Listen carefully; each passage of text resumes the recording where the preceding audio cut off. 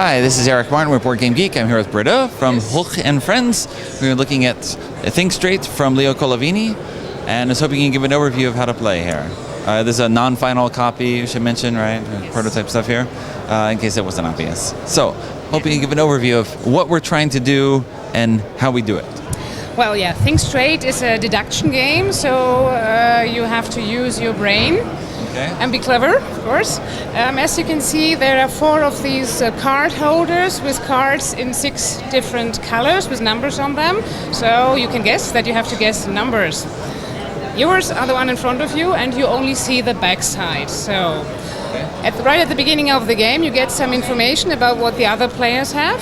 Even in a game with 2, you will put up all 4 stands for card holders. So you always have a basic information of 3 numbers in each color, which certainly are not on your card holder. You have, each player has this sheet for taking notes. At the beginning you can cross out the numbers you see, like the blue 5 you can cross out. It is certainly not going to be on your card holder at any point during the game, and so on. And now, how do you play? You have 3 color dice. You roll them and see what color you roll. This should be gray, this is yellow and green. And now each of the players will do a first guess. So you see, I have to guess the sum of the gray plus the yellow plus the green card. What could it be? On your holder or? On my holder. Like, so we can maybe explain here. The guy sitting here would have to take a guess. What is the sum of my cards? He knows, for example, gray, there's only a 2, there's a 0, here's a 1, so I probably have a rather higher card.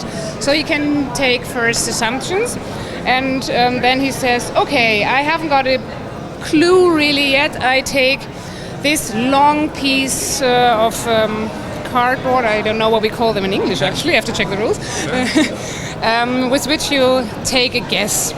Like you can say, I think the range in which the sum of those 3 cards for me is maybe between 10 and 19. Okay. Each player does that. The starting player has the first choice. The others will take shorter or longer tokens to do their guessing. And then, when everybody did that, we will have a look. So he said he's guessing 10 to 19, and we count, okay, that is 14 plus 5, 19. So we tell him, yes, that's correct.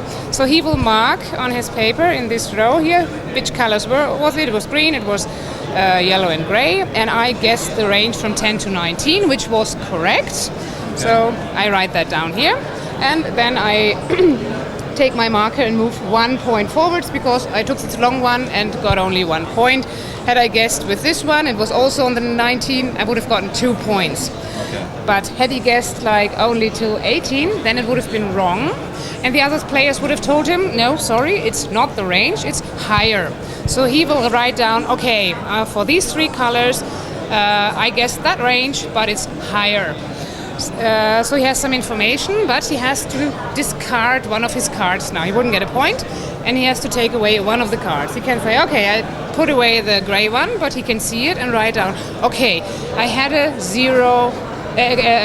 7 in gray, and he will draw a new card from the pile, so the other players will also get a new information, but he himself, of course, doesn't know what the new number is. If it's later during the game that you have to exchange, you can draw conclusions, like, okay, I had something with gray before, and if gray was a 7 then, and I guessed this range, then maybe green is that and that. So you really have to think in the game, and you continue the game that way.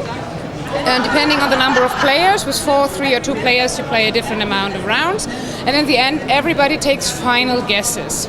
You write them down here. Like, you don't have to know the exact number you have there. You have up to 3 guesses. If you guess only 1 time and you guess right, like if you guessed the blue 5, you would get 5 points for that. If you wasn't sure if it's 5 or 6 and you wrote down both of them, and the you correct get 2 number, points. you get 2 points, and with 3 guesses you get 1 point. If you don't guess your correct number at all, then you will get a minus point.